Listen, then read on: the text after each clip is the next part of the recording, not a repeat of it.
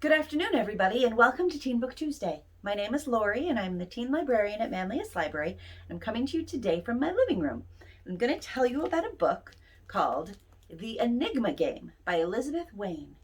This is kind of a companion book to her other novels, codenamed Verity and the Pearl Thief. If you've read either of those, you'll recognize a few of the characters, but there are some different characters in this one.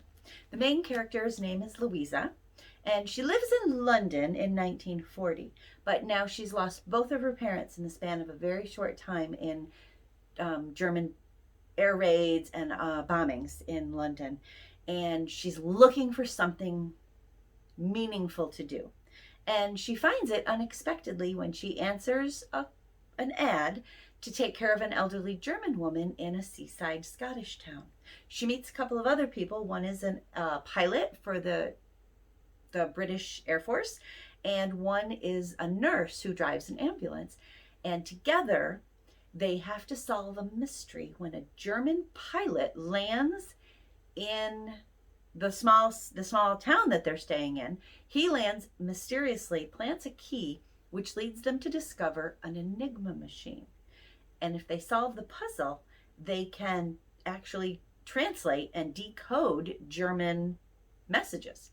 Becomes a mystery, it's an adventure, and it is a heart-wrenching historical novel. I'm going to read you just a little bit of it. Daddy said I lost my Jamaican accent in 1 year.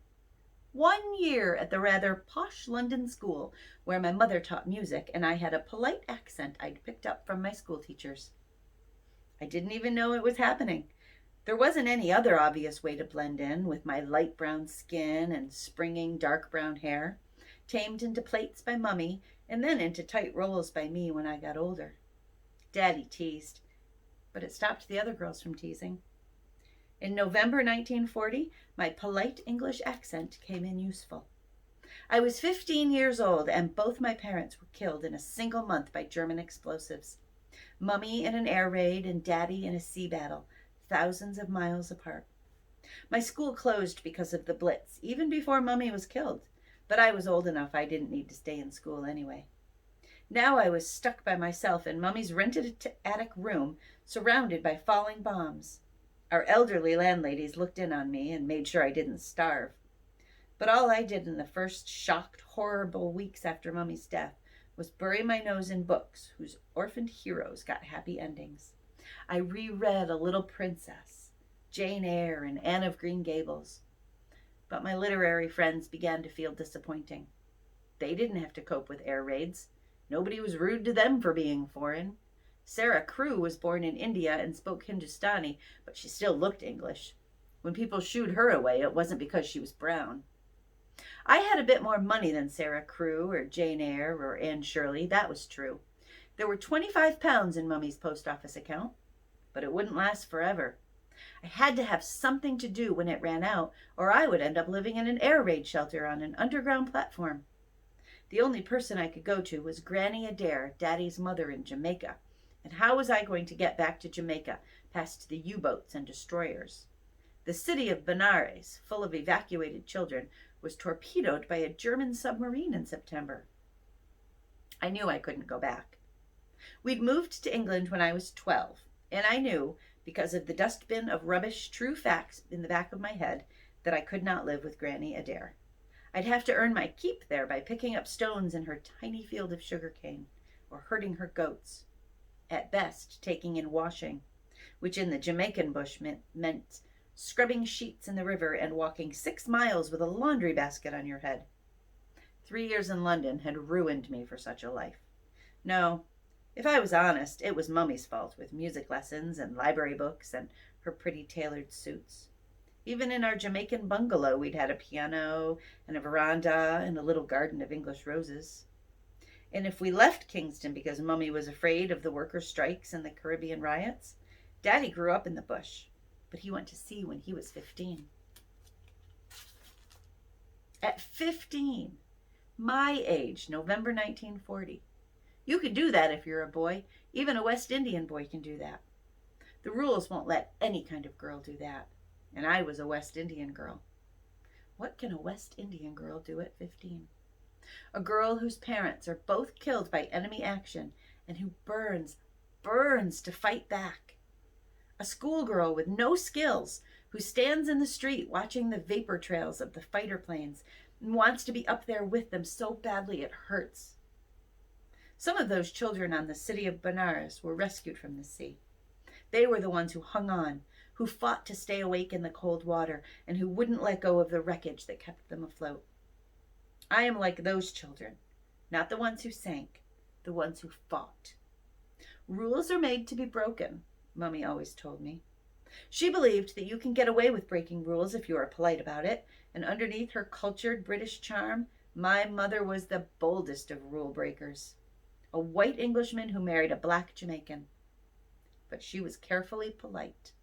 That's how she got around our landladies in London, with harp music and flute music and smart, stylish hats. Mummy had always been there to protect me from the rules. Now I was going to have to break them on my own. I had to find work. At my age, it wasn't going to be war work, but I had to pay rent and buy food.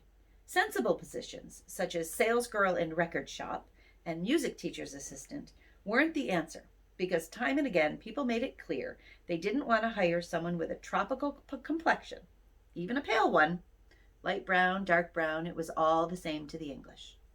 The Caribbean sun makes people lazy, explained one well-meaning person as she turned me away. And Mummy had trained me so carefully to be polite that I thanked her as I left. Afterward, I sat on a bench by the Serpentine and cried. But then I found Nancy Campbell's notice in the newspaper. Her old Aunt Jane needed someone to look after her. I had to ring a number in Scotland to ask about it. And that was perfect, because over the telephone I was able to get around the rules of by invisibly using my most practical, useful skill, my polite English accent. I was surprised at how quickly my plan worked. Nancy Campbell, whoever she was, seemed ready to snap me up straight away. I want 2 references, and you must be tidy and able to make travel arrangements by yourself, she told me. I'll send rail fare if you're willing.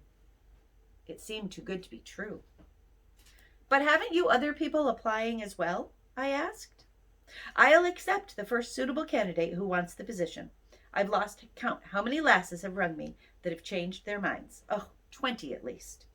No one wants to be seen with Aunt Jane, and that's the truth. Is she West Indian? I blurted before I could stop myself. No, said the Scotswoman. She's German. German? She's suspected of being a risk to national security, the woman on the phone continued grimly. She has to be collected from an alien detainment camp on the Isle of Man. A risk to national security in an alien detainment camp?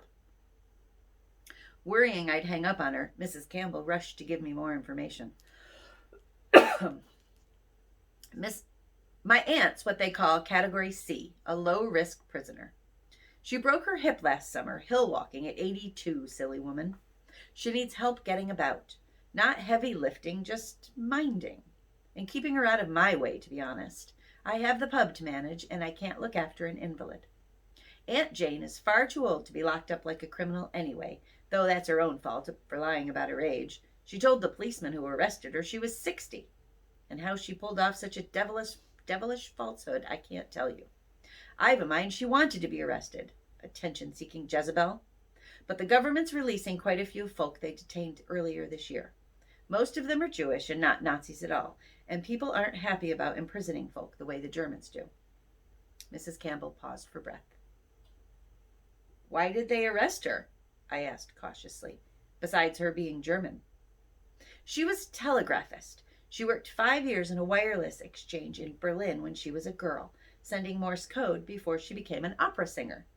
Mrs. Campbell added hastily, but that was more than 60 years ago, in the 1870s. Before the telephone, plenty of young ladies did the same. It's not as if she was Mata Hari, taking messages and spying in the Great War. A telegraphist? And an opera singer? Morse code? I thought the old woman might turn out to be quite interesting. And I wasn't scared of an old woman, even if she was German. I liked old women. I liked our landladies, who were kind to me when Mummy and Daddy were killed. I liked Granny Adair. Mrs. Campbell elaborated. Aunt Jane's no blood relation, you understand. She's my father's brother's wife. They lived a wicked bohemian life, Uncle John and Aunt Jane, in the last century. Berlin, Vienna, Paris. She was famous the world over, to hear her tell it. Her real name is Johanna von Arnim, though she's Jane Warner now. How is she? Can she walk? I tried to think of any information I needed before the money for the phone call ran out. Did she live alone before she broke her hip? Yes, she had a flat in London, said Mrs. Campbell.